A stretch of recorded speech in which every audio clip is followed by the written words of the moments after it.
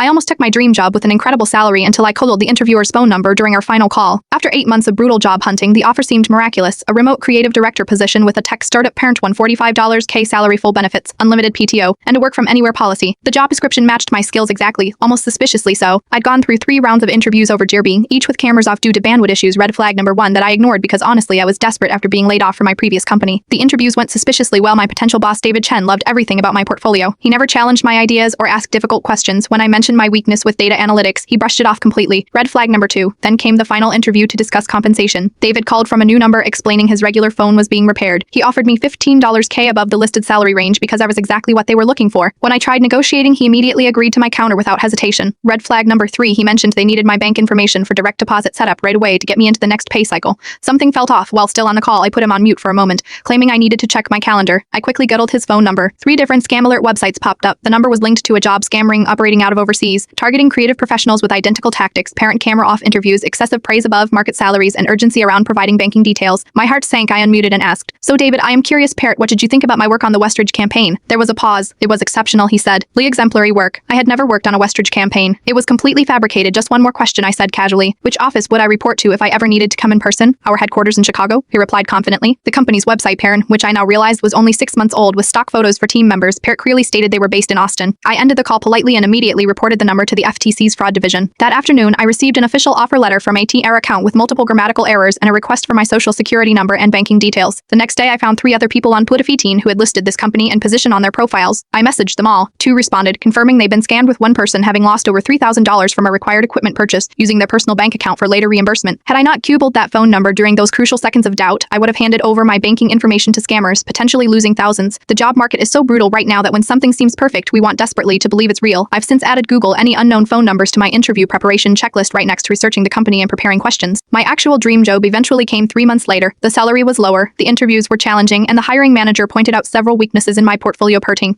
All signs of a legitimate opportunity. Sometimes real opportunities don't look perfect on paper, and sometimes perfect-looking opportunities aren't real at all.